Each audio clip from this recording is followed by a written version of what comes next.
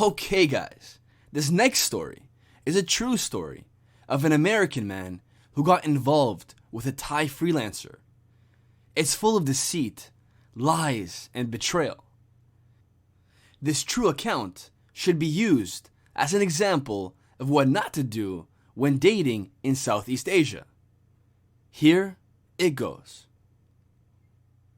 I'm an American expat in my late 30s who fell for a really beautiful Thai freelancer. And yes, that's how women of the night like to call themselves in Thailand. I ended up supporting her financially so she could stop working as a freelancer.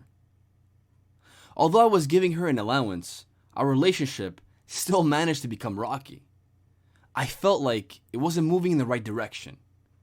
We would often fight by text message because I felt I didn't see her as much as I wanted to. She told me that in her spare time, she was working in a beauty salon. After a few months of this, seeing her a few times each week and giving her an allowance so she could get by and support her family, I started to think something was really off. I didn't even know where she lived. She said it's because her building forbids men from entering. I got sick of that excuse after a while, snapped and said to her, "You can at least show me the building. We don't have to go inside if you're not comfortable." She said no, that she couldn't do it. We later broke up because of that. She knew everything about me, but I barely knew anything about her, and that was by her design. A few days after our breakup, I decided to look into her email inbox. I thought, heck, since she already logged into my laptop, what do I have to lose by looking to see what she's been up to lately? And to my surprise, one of the first emails I saw was that she had reactivated her Thai dating app account months ago throughout our relationship. Not only that, I had access to it and could see messages going back 4 months or so. I proceeded to take screenshots of the evidence and I sent it to her. I then told her what a horrible person she was. And I dropped a few F-bombs, understandably of course, and then decided I had seen enough and blocked her everywhere. A few days later, she sent me an email saying she was extremely sorry for what she did and that there was no excuse for her behavior. She then said she did it because she thought she didn't like me, but now that I was gone, she realized how bad she screwed up.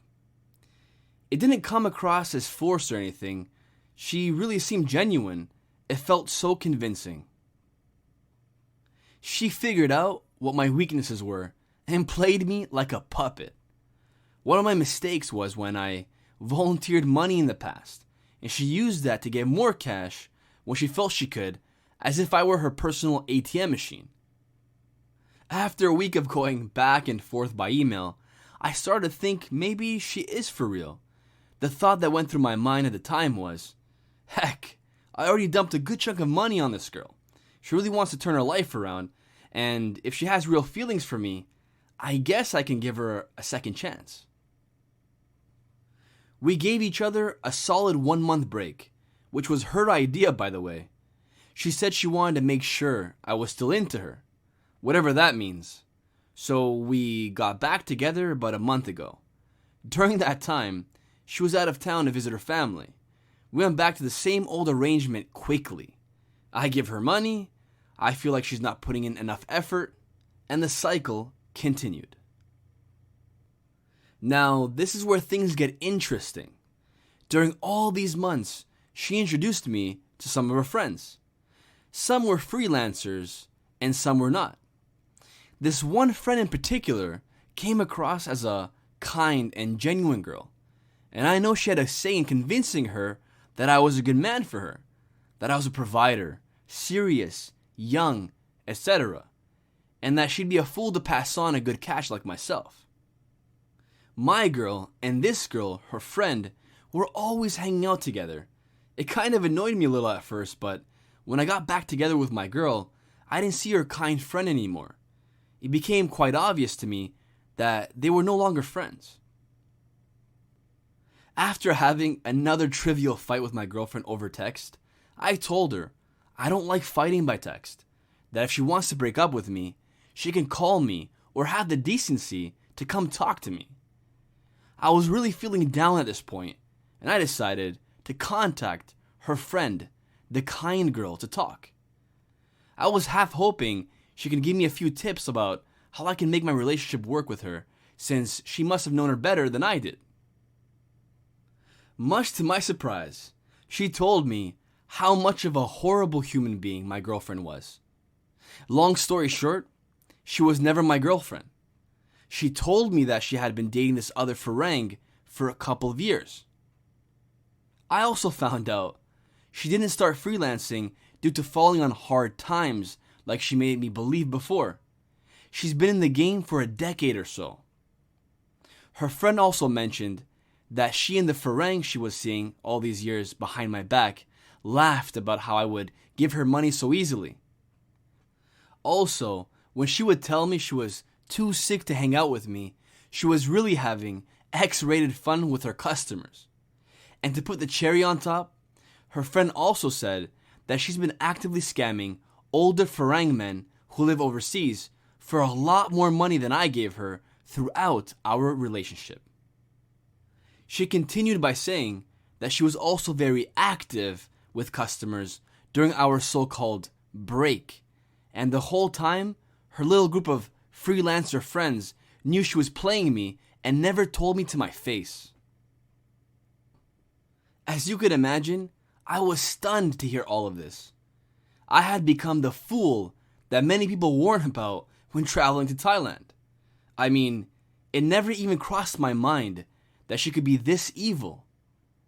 Now I feel like I have the upper hand insofar as she probably doesn't know that I know.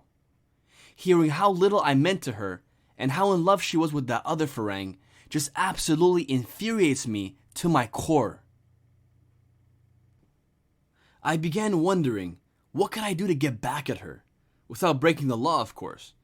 I've never done anything malicious to any girl before, but this girl needs a serious ego check. Any advice would really be appreciated, folks.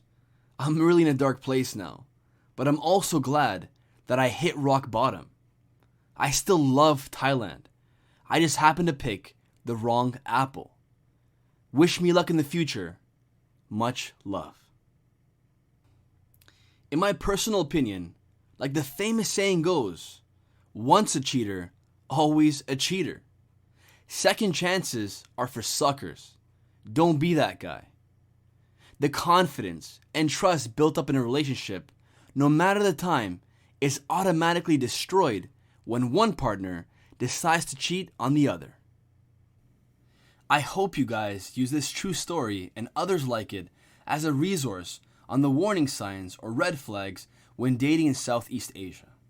Stay tuned for the next true story on Southeast Asia Stories.